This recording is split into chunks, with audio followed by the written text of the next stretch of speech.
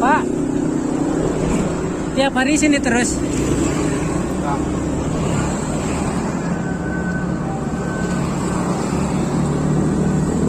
Kirain tiap hari. Biasa suka dapat berapa, Pak? Sehari? Kalau tidak di sini? Ya 50 dapat. 50. Alhamdulillah ya.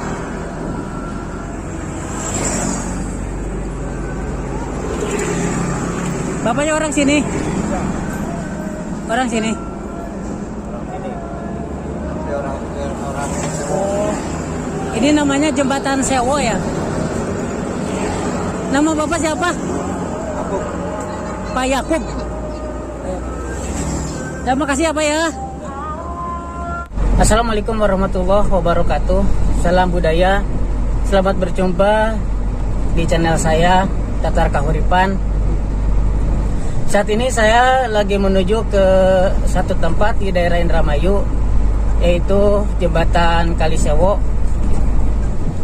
Jembatan Kalisewo ini sangat menarik buat saya karena banyak warga sekitaran yang berjajaran di pinggir-pinggir jembatan hanya untuk menunggu para pengguna jalan melempar uang. Kali ini saya akan mencoba menelusuri ada cerita apa di balik kejadian tersebut. Ikutin terus ya videonya. Dan jangan lupa share, like, subscribe channel ini biar lebih berkembang. Salam.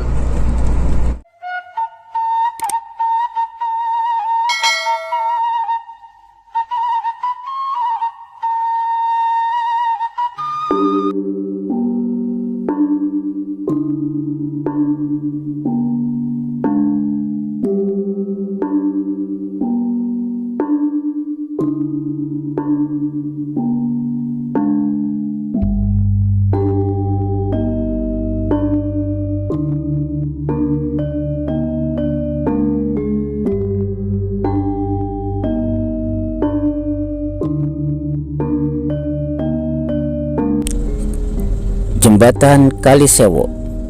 Ya, Jembatan Kalisewo berada sebagai penghubung Kabupaten Subang dengan Kabupaten Indramayu. Lebih tepatnya berada di antara Kecamatan Pusaka yang masuk ke wilayah Subang dan Kecamatan Sukra yang masuk wilayah Indramayu. Bila sedulur semuanya melakukan perjalanan dari Jakarta ke Cirebon lewat jalan pantai utara, pasti melewati Jembatan Kalisewo tersebut. Di Jembatan Kalisewo ini banyak warga yang mangkal menjadi penyapu uang. Tak lepas dari adanya kebiasaan pengguna jalan melempar uang saat melintasi jembatan tersebut. Kebiasaan itu muncul dikait-kaitkan dengan cerita mitos warga setempat, yaitu angkernya sungai di bawah jembatan. Namun tak diketahui pasti mulai kapan ritual pelemparan uang ini dilakukan. Sopir melakukan ritual pelemparan uang agar selamat tidak diganggu makhluk halus penunggu Jembatan Kalisewo.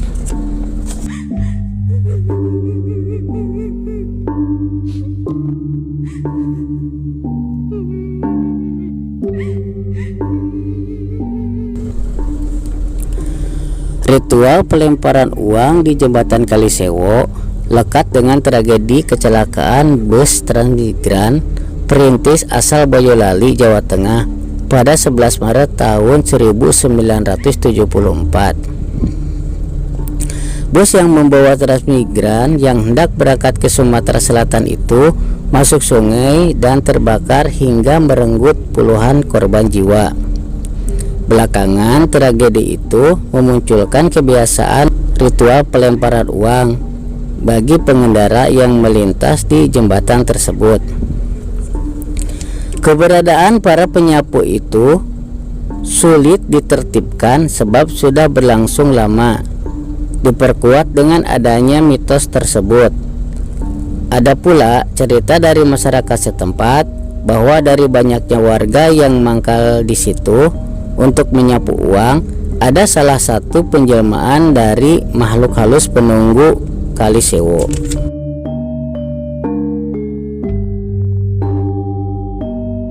Dari semua mitos-mitos tersebut, ada sebuah cerita populer yang diceritakan turun-temurun, bahkan sudah melegenda di wilayah tersebut. Kali ini saya akan mencoba menceritakannya kembali untuk dulur-dulur semuanya. Dikisahkan, di sebuah desa yang diyakini berada di wilayah Indramayu, hiduplah sebuah keluarga dari seorang lelaki yang bernama Sarkawi dengan seorang istri dan dua anaknya yang bernama Saida dan Saini. Diceritakan suatu ketika Sarkawi berniat pergi untuk menunaikan ibadah haji. Namun Sarkawi malah tergoda dengan penari ronggeng yang bernama Maimunah. Singkat cerita, Sarkawi dan Maimunah akhirnya menikah. Kemudian Sarkawi melupakan istri pertama dan kedua anaknya. Sarkawi tampaknya lebih memilih hidup bersama istri barunya, yaitu Maimunah. Nah, setelah Sarkawi meninggalkan istri dan kedua anaknya, lama-kelamaan istri pertamanya jatuh sakit dan meninggal dunia karena memikirkan Sarkawi yang tidak pulang-pulang. Setelah beberapa hari istri pertamanya meninggal, Sarkawi mendadak ingin pulang serta membawa Maimunah. Sarkawi kaget dengan mengetahui kematian istri pertamanya. Sarkawi mengenalkan Maimunah kepada Saida dan Saini bahwa Maimunah adalah istrinya sekaligus ibu tiri dari Saida dan Saini. Setelah beberapa hari di rumah, Sarkawi pergi untuk mencari nafkah, sementara Maimunah juga pergi ke pasar untuk mencari keperluan rumah tangga. Sebelum pergi ke pasar, Maimunah berpesan kepada Saida bahwa beras dan uang jangan digunakan. Namun, karena Saini lapar, beras dimasak oleh Saida, begitupun dengan uangnya dipakai untuk membeli lauk pauknya. Sekembali dari pasar, Maimunah mendapati beras dan uang dipakai oleh Saida. Maimunah marah dan memperlakukan Saida dan Saini dengan kasar. Tidak terima dimarahi oleh ibu tirinya, Saida dan Saini mau beranjak pergi dari rumah. Namun Maimunah berubah jadi baik dan meminta maaf, terus membujuk Saida dan Saini jangan sampai meninggalkan rumah. Bermaksud ingin membuang anak tirinya, Maimunah mengajak kedua anak tirinya jalan-jalan ke kota. Saat malam tiba, Maimunah meninggalkan Saida dan Saini di tengah hutan. Dalam suasana yang kebingungan di hutan, secara misterius datang seorang kakek-kakek yang mendatangi Saini, yang memberi petunjuk kepada Saini yang nantinya akan menjadikan Saini sebagai penari ronggeng terkenal dan Saida sebagai penabuh kendangnya. Namun sebelumnya Saini harus melakukan ritual perjanjian dengan buaya putih. Singkat cerita, Saini menjadi penari ronggeng yang terkenal, Saida sebagai penabuh kendangnya.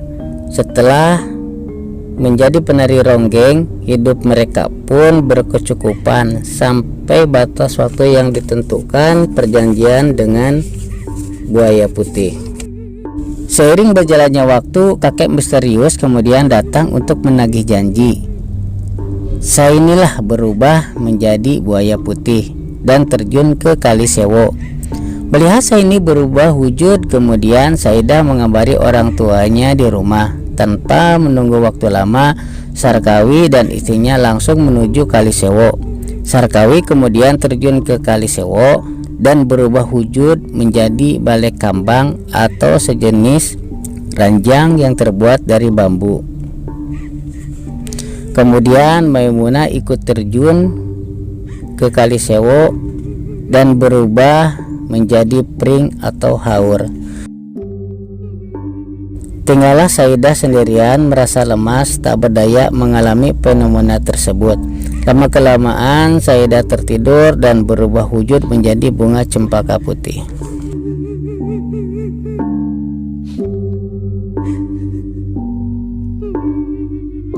Begitulah kisahnya yang begitu sangat dipercaya oleh masyarakat setempat di daerah Indramayu. Karena cerita inilah sampai sekarang ada ritual pelemparan uang oleh para supir kalau melintas di Kali Sewo, karena diyakini dengan melempar uang sebagai saweran untuk Saini dan Saida akan menyelamatkan pengguna jalan yang melintas di jembatan Kali Sewo. Karena di masa hidupnya Saida dan Saini suka mengamen di sekitaran jembatan Kali Sewo dan banyak orang yang ngasih saweran. Terlepas dari benar atau tidaknya cerita di atas, kita tidak wajib mempercayainya karena itu sebuah mitos. Tapi di sini kita harus menghormati atau menghargai kepercayaan mereka atau kepercayaan masyarakat setempat. Salam.